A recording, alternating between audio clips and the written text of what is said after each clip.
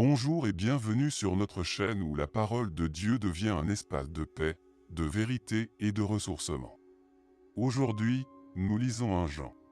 Avant de commencer, je t'invite à t'abonner si ce n'est pas encore fait, à cliquer sur « J'aime » et à partager cette vidéo si elle te bénit. Bible, 1 Jean. Jean 1. Ce qui était dès le commencement, ce que nous avons entendu, ce que nous avons vu de nos yeux, ce que nous avons contemplé et que nos mains ont touché, concernant la parole de vie. Car la vie a été manifestée, et nous l'avons vue et nous lui rendons témoignage, et nous vous annonçons la vie éternelle, qui était auprès du Père et qui nous a été manifestée. Ce que nous avons vu et entendu, nous vous l'annonçons, à vous aussi, afin que vous aussi vous soyez en communion avec nous. Or, notre communion est avec le Père et avec son Fils Jésus-Christ. Et nous écrivons ces choses, afin que notre joie soit parfaite. La nouvelle que nous avons apprise de lui, et que nous vous annonçons, c'est que Dieu est lumière, et qu'il n'y a point en lui de ténèbres. Si nous disons que nous sommes en communion avec lui, et que nous marchions dans les ténèbres, nous mentons, et nous ne pratiquons pas la vérité. Mais si nous marchons dans la lumière, comme il est lui-même dans la lumière, nous sommes mutuellement en communion, et le sang de Jésus son Fils nous purifie de tout péché. Si nous disons que nous n'avons pas de péché, nous nous séduisons nous-mêmes, et la vérité n'est point en nous. Si nous confessons nos péchés, il est fidèle et juste pour nous les pardonner, et pour nous purifier de toute iniquité. Si nous disons que nous n'avons pas péché, nous le faisons menteur, et sa parole n'est point en nous. 1 Jean 2. Mes petits enfants, je vous écris ces choses, afin que vous ne péchiez point. Et si quelqu'un a péché, nous avons un avocat auprès du Père, Jésus-Christ le juste. Il est lui-même une victime expiatoire pour nos péchés, non seulement pour les nôtres, mais aussi pour ceux du monde entier. Si nous gardons ses commandements, par là nous savons que nous l'avons connu. Celui qui dit « Je l'ai connu » et qui ne garde pas ses commandements, est un menteur, et la vérité n'est point en lui. Mais celui qui garde sa parole, l'amour de Dieu est véritablement parfait en lui, par là nous savons que nous sommes en lui. Celui qui dit qu'il demeure en lui doit marcher aussi comme il a marché lui-même. Bien-aimés, ce n'est pas un commandement nouveau que je vous écris, mais un commandement ancien que vous avez eu dès le commencement. Ce commandement ancien, c'est la parole que vous avez entendue. Toutefois, c'est un commandement nouveau que je vous écris, ce qui est vrai en lui et en vous, car les ténèbres se dissipent et la lumière véritable paraît déjà. Celui qui dit qu'il est dans la lumière, et qui est son frère, est encore dans les ténèbres. Celui qui aime son frère demeure dans la lumière, et aucune occasion de chute n'est en lui. Mais celui qui est son frère est dans les ténèbres, il marche dans les ténèbres, et il ne sait où il va, parce que les ténèbres ont aveuglé ses yeux. Je vous écris, petits enfants, parce que vos péchés vous sont pardonnés à cause de son nom. Je vous écris, Père, parce que vous avez connu celui qui est dès le commencement. Je vous écris, jeunes gens, parce que vous avez vaincu le malin. Je vous ai écrit, petits enfants, parce que vous avez connu le Père. Je vous ai écrit, Père, parce que vous avez connu celui qui est dès le commencement. Je vous ai écrit, jeunes gens, parce que vous êtes forts, et que la parole de Dieu demeure en vous, et que vous avez vaincu le malin. N'aimez point le monde, ni les choses qui sont dans le monde. Si quelqu'un aime le monde, l'amour du Père n'est point en lui. Car tout ce qui est dans le monde, la convoitise de la chair, la convoitise des yeux, et l'orgueil de la vie, ne vient point du Père, mais vient du monde. Et le monde passe, et sa convoitise aussi, mais celui qui fait la volonté de Dieu demeure éternellement. Petits enfants, c'est la dernière heure, et comme vous avez appris qu'un antéchrist vient, il y a maintenant plusieurs antéchrists, par là nous connaissons que c'est la dernière heure. Ils sont sortis du milieu de nous, mais ils n'étaient pas des nôtres, car s'ils eussent été des nôtres, ils seraient demeurés avec nous, mais cela est arrivé afin qu'il fût manifeste que tous ne sont pas des nôtres. Pour vous, vous avez reçu l'onction de la part de celui qui est saint, et vous avez tous de la connaissance. Je vous ai écrit, non que vous ne connaissiez pas la vérité, mais parce que vous la connaissez, et parce qu'aucun mensonge ne vient de la vérité. Qui est menteur, sinon celui qui nie que Jésus est le Christ? Celui-là est l'Antéchrist, qui nie le Père et le Fils. Quiconque nie le Fils n'a pas non plus le Père. Quiconque confesse le Fils a aussi le Père.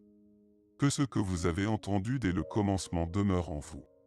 Si ce que vous avez entendu dès le commencement demeure en vous, vous demeurerez aussi dans le Fils et dans le Père. Et la promesse qu'il nous a faite, c'est la vie éternelle.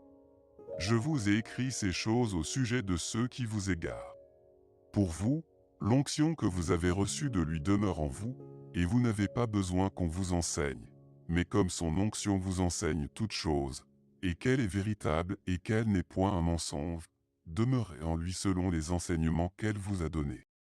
Et maintenant, petits enfants, demeurez en lui, afin que, lorsqu'il paraîtra, nous ayons de l'assurance, et qu'à son avènement nous ne soyons pas confus et éloignés de lui. Si vous savez qu'il est juste, reconnaissez que quiconque pratique la justice est né de lui. 1 Jean 3. Voyez quel amour le Père nous a témoigné, pour que nous soyons appelés enfants de Dieu. Et nous le sommes. Si le monde ne nous connaît pas, c'est qu'il ne l'a pas connu. Bien-aimés, nous sommes maintenant enfants de Dieu, et ce que nous serons n'a pas encore été manifesté. Mais nous savons que, lorsque cela sera manifesté, nous serons semblables à lui, parce que nous le verrons tel qu'il est. Quiconque a cette espérance en lui se purifie, comme lui-même est pur. Quiconque pêche transgresse la loi, et le péché est la transgression de la loi. Or, vous le savez, Jésus apparut pour ôter les péchés, et il n'y a point en lui de péché. Quiconque demeure en lui ne pêche point, quiconque pêche ne l'a pas vu, et ne l'a pas connu. Petits enfants, que personne ne vous séduise. Celui qui pratique la justice est juste, comme lui-même est juste. Celui qui pêche est du diable, car le diable pêche dès le commencement. Le Fils de Dieu apparut afin de détruire les œuvres du diable. Quiconque est né de Dieu ne pratique pas le péché, parce que la semence de Dieu demeure en lui, et il ne peut pécher, parce qu'il est né de Dieu. C'est par là que se font reconnaître les enfants de Dieu et les enfants du diable. Quiconque ne pratique pas la justice n'est pas de Dieu, non plus que celui qui n'aime pas son frère. Car ce qui vous a été annoncé et ce que vous avez entendu dès le commencement, c'est que nous devons nous aimer les uns les autres. Et ne pas ressembler à Caïn, qui était du malin, et qui tua son frère. Et pourquoi le tua-t-il? Parce que ses œuvres étaient mauvaises, et que celles de son frère étaient justes. Ne vous étonnez pas, frères, si le monde vous hait. Nous savons que nous sommes passés de la mort à la vie, parce que nous aimons les frères. Celui qui n'aime pas demeure dans la mort. Quiconque est son frère est un meurtrier, et vous savez qu'aucun meurtrier n'a la vie éternelle demeure en lui. Nous avons connu l'amour, en ce qu'il a donné sa vie pour nous, nous aussi, nous devons donner notre vie pour les frères. Si quelqu'un possède les biens du monde, et que, voyant son frère dans le besoin, il lui ferme ses entrailles, comment l'amour de Dieu demeure-t-il en lui? Petits enfants, n'aimons pas en parole et avec la langue, mais en action et avec vérité. Par là nous connaîtrons que nous sommes de la vérité, et nous rassurerons nos cœurs devant lui. Car si notre cœur nous condamne, Dieu est plus grand que notre cœur, et il connaît toutes choses. Bien-aimés, si notre cœur ne nous condamne pas, nous avons de l'assurance devant Dieu. Quoi que ce soit que nous demandions, nous le recevons de lui, parce que nous gardons ses commandements et que nous faisons ce qui lui est agréable.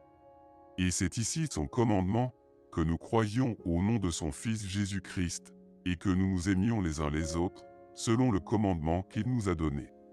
Celui qui garde ses commandements demeure en Dieu, et Dieu en lui, et nous connaissons qu'il demeure en nous par l'Esprit qu'il nous a donné. 1 Jean 4. Bien-aimés, n'ajoutez pas foi à tout esprit, mais éprouvez les esprits, pour savoir s'ils sont de Dieu, car plusieurs faux prophètes sont venus dans le monde.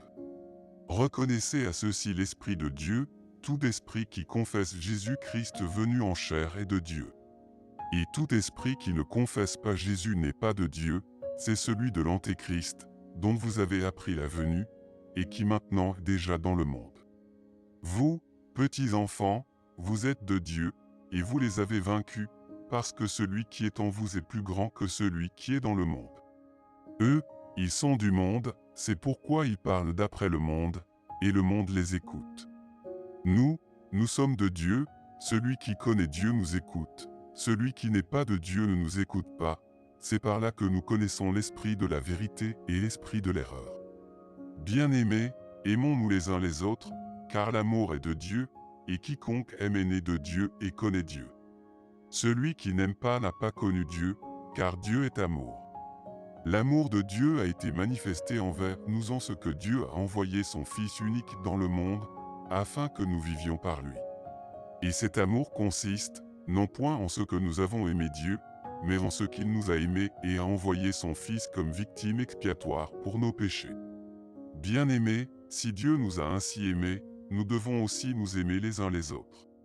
Personne n'a jamais vu Dieu, si nous nous aimons les uns les autres, Dieu demeure en nous, et son amour est parfait en nous. Nous connaissons que nous demeurons en lui, et qu'il demeure en nous, en ce qu'il nous a donné de son esprit. Et nous avons vu et nous attestons que le Père a envoyé le Fils comme sauveur du monde. Celui qui confessera que Jésus est le Fils de Dieu, Dieu demeure en lui, et lui en Dieu. Et nous avons connu l'amour que Dieu a pour nous, et nous y avons cru. Dieu est amour, et celui qui demeure dans l'amour demeure en Dieu, et Dieu demeure en lui. Tel il est, tel nous sommes aussi dans ce monde, c'est en cela que l'amour est parfait en nous, afin que nous ayons de l'assurance au jour du jugement. La crainte n'est pas dans l'amour, mais l'amour parfait bannit la crainte, car la crainte suppose un châtiment, et celui qui craint n'est pas parfait dans l'amour. Pour nous l'aimons, parce qu'il nous a aimés le premier. Si quelqu'un dit « J'aime Dieu » et qu'il haïsse son frère, c'est un menteur, car celui qui n'aime pas son frère qu'il voit, comment peut-il aimer Dieu qu'il ne voit pas? Et nous avons de lui ce commandement, que celui qui aime Dieu aime aussi son frère. 1 Jean 5. Quiconque croit que Jésus est le Christ, est né de Dieu, et quiconque aime celui qui l'a engendré aime aussi celui qui est né de lui. Nous connaissons que nous aimons les enfants de Dieu, lorsque nous aimons Dieu, et que nous pratiquons ses commandements. Car l'amour de Dieu consiste à garder ses commandements. Et ses commandements ne sont pas pénibles. Parce que tout ce qui est né de Dieu triomphe du monde, et la victoire qui triomphe du monde, c'est notre foi. Qui est celui qui a triomphé du monde, sinon celui qui croit que Jésus est le Fils de Dieu? C'est lui, Jésus-Christ, qui est venu avec de l'eau et du sang, non avec l'eau seulement, mais avec l'eau et avec le sang, et c'est l'Esprit qui rend témoignage, parce que l'Esprit est la vérité. Car il y en a trois qui rendent témoignage. L'Esprit, l'eau et le sang, et les trois sont d'accord. Si nous recevons le témoignage des hommes, le témoignage de Dieu est plus grand. Car le témoignage de Dieu consiste en ce qu'il a rendu témoignage à son Fils. Celui qui croit au Fils de Dieu a ce témoignage en lui-même, celui qui ne croit pas Dieu le fait menteur, puisqu'il ne croit pas au témoignage que Dieu a rendu à son Fils. Et voici ce témoignage, c'est que Dieu nous a donné la vie éternelle, et que cette vie est dans son Fils. Celui qui a le Fils a la vie, celui qui n'a pas le Fils de Dieu n'a pas la vie. Je vous ai écrit ces choses, afin que vous sachiez que vous avez la vie éternelle, vous qui croyez au nom du Fils de Dieu. Nous avons auprès de lui cette assurance, que si nous demandons quelque chose selon sa volonté, il nous écoute. Et si nous savons qu'il nous écoute, quelque chose que nous demandions, nous savons que nous possédons la chose que nous lui avons demandée. Si quelqu'un voit son frère commettre un péché qui ne mène point à la mort, qu'il prie, et Dieu donnera la vie à ce frère, il la donnera à ceux qui commettent un péché qui ne mène point à la mort. Il y a un péché qui mène à la mort, ce n'est pas pour ce péché-là que je dis de prier. Toute iniquité est un péché, et il y a tel péché qui ne mène pas à la mort. Nous savons que quiconque est né de Dieu ne pêche point, mais celui qui est né de Dieu se garde lui-même, et le malin ne le touche pas. Nous savons que nous sommes de Dieu, et que le monde entier est sous la puissance du malin. Nous savons aussi que le Fils de Dieu est venu, et qu'il nous a donné l'intelligence pour connaître le véritable, et nous sommes dans le véritable, en son Fils Jésus-Christ. C'est lui qui est le Dieu véritable, et la vie éternelle. Petits enfants, gardez-vous des idoles.